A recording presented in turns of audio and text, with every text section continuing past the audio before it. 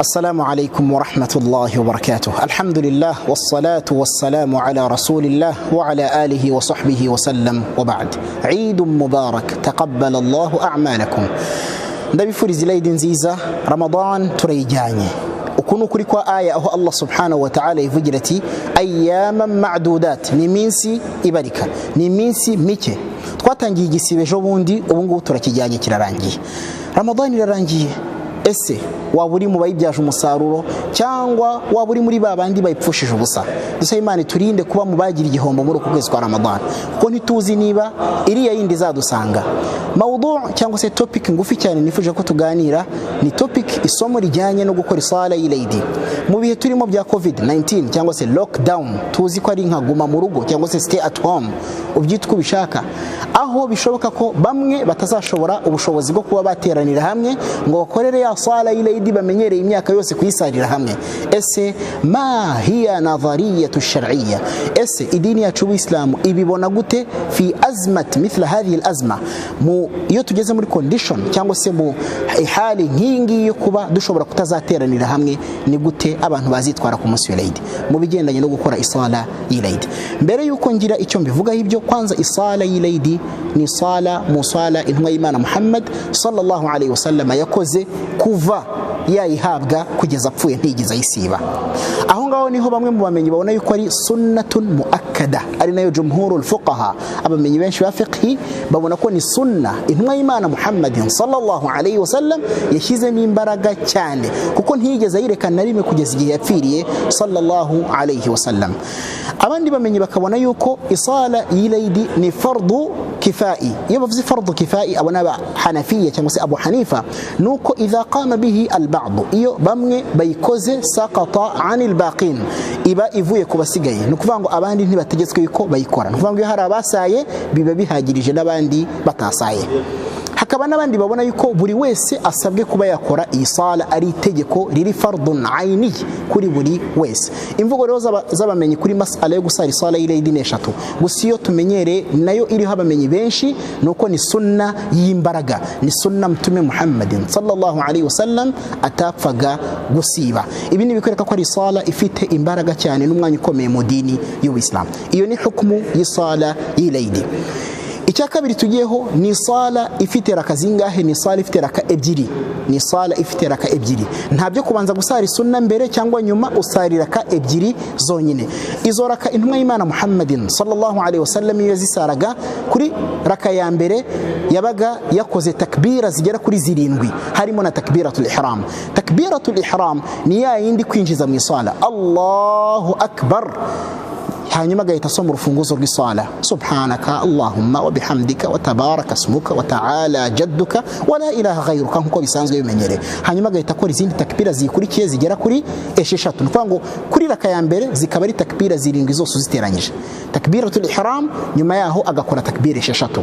Hanyuma hagati y'izi takbira zindi esheshatu zigiye zikurikirana, nukuvuga ngo hari agenda avuga Allahu akbar, Allahu akbar, Allahu akbar, gukomeza. Hagati aho ngaho hari qawl, imvugo ya Ibn Mas'ud radiyallahu anhu, musahaba waruzi fiqhim wa sahaba intumwa y'Imana, utwereka ko byemeye ko umuntu yavugiramo ijambo rugero Allahu akbar kabira wa alhamdulillahi kathira wa subhanallahi bukratan wa asila. Biremeye ko abivuga hagati ya zira takbira zindi zisigaye, ariko hakaba n'imvugo y'abamenyi ivuga ko niyo waceceka ntacyo bitwaye muri zira takbira hagati, ntugire icyo uvuga, ahubwo ugakomeza takbira zose kugeza zigize gute zirangiye. Nuvuga ngo kuri takbira ya mbere zikaba kuri raka ya mbere zikaba takbira zirindwi, kuri raka ya kabiri zikaba takbira eshanu, kuri raka ya kabiri zikaba takbira eshanu.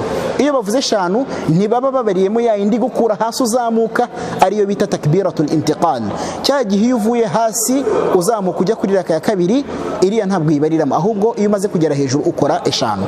Bisobanuye ngo kuri takbira ya mbere, kuri raka ya mbere ni takbira zirindwi, harimo na takbiratul ihram, naho kuri raka ya kabiri ni takbira eshanu tora hatarimo iriya iriya wazamukanye uvuye hasi. Bisobanuye kuri raka ya mbere ni takbira 7, kuri raka ya kabiri ni takbira 6 mu buryo bworoshye kandi kugira ngo buri wese abashe kuba yabyumva. Hanyuma hakaza masala ivuga ku kigendanye no gukora isala y'Eid mu rugo. Ese isala y'Eid byaba byemewe twitwaje no condition turimo yo kuba umuntu yakora ino sala mu rugo, kubera ko harimo abatazagira ubushobozi bwo kuba bakora ino sala ku musigiti cyangwa se ngo bayikorere mu mbuga nkuko dusanzwe tubimenyereye.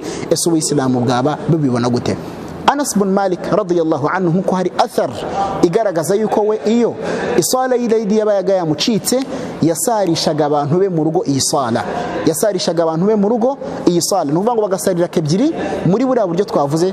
Kuri raka ya mbere zira takbira 7, kuri raka ya kabiri takbira 5 havuyemo ya yindi uhagurukana uvuye hasi uzamutse. Uku niko Anas radiyallahu anhu yabigenzaga. Ari nabyo bamenyi bagaragaza yuko isala y'Eid yo mu rugo nta dalilun qat'iyyun athubut ihari kuva muri Qur'ani no muri sunna igaragaza ngo mtume ngo yaravuze ngo mujye musari gutya mu rugo Eid. Oya, ahubwo iyi hukmu iri tegeko ni ry'abamenyi bazana bagendeye ku byo abasahaba bagiye bakora bintumwa y'Imana Muhammad sallallahu alayhi wasallam, kuko abasahaba ba mtume batinyaga Imana kuturusha kandi babanye n'intumwa y'Imana Muhammad sallallahu alayhi wasallam. Kandi abasahaba ba mtume iyo babaga bashobora gukora ikintu kitemewe intumwa y'Imana yabaga yababuza, kubera ko babayeho mu gihe cyitwa zamanu tanzil, zamanul wahi, babayeho mu gihe intumwa y'Imana Muhammad sallallahu alayhi wasallam yabonaga wahi ivuye muri aljanna. Walidhalika iyo biza kuba bitemewe mtume yari kubibuza Anas. Kuba atarigeze amubuza ni kigaragaza ngo biremewe yuko isala y'Eid umuntu adafite ubushobozi bwo kuyikora ku musigiti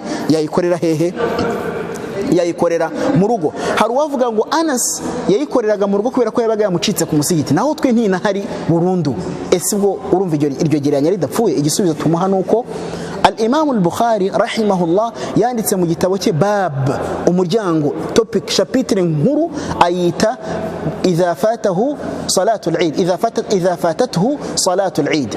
Man idha fatathu salatul Eid salla rak'atayn, wa wundi wacitswe ni sala y'Eid cyangwa tayisaye asari rakebyiri. Kugeza ubwo hasi yo umuryango yanditseho ngo na wa wundi wese wasariye mu rugo isala y'Eid asari raka ebyiri. Agenda zanaho imvugo z'abamenyi zibishimangira kuva kubamenyi ba kera bagize gute batubanjirije. Walidhalika muri azma turimo, mu hali turimo ya corona twese tuzi, bamwe batazagira ubushobozi bwo guhura ngo basare nkuko tubimenyereye, biremewe ko waba uri kumwe n'umugore wawe mu rugo n'abana bawe mugasari jama'atan muri imbaga, biremewe nkuko abamenyi b'idini babigaragaza. Biranemewe no gusari furada, buri wese agasarukwe, ntacyo byaba bitwaye. Icyo tugomba kuzirikana nuko nta khutba ibaho mu rugo, nta khutba isala y'Eid ibaho. Icyo gihe musarira kebyiri zonyine mugatora salam. Izo raka ebyiri muzisari ryari? Ku gihe cy'agasusuruko.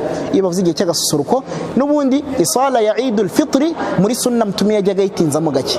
Ya Eid dusari tumaze iminsi 30 dufunze Ramadan, yayitekerezagamo gataga isari saa 3, niyo masaha meza tubigerageje n'amasaha y'iki gihe. Saa 3 niyo masaha meza ino Eid yo kuba twayisari saa 3, saa 3 n'igice, nta kibazo cyabyo. Mu gihe Eidul Adha ya Eid yo kubaga, ya Eid dusari mu kwezi kwa Dhulhijja, as-sunna ikiri sunna no kuyihutisha kugira ngo abantu babone uburyo babaga.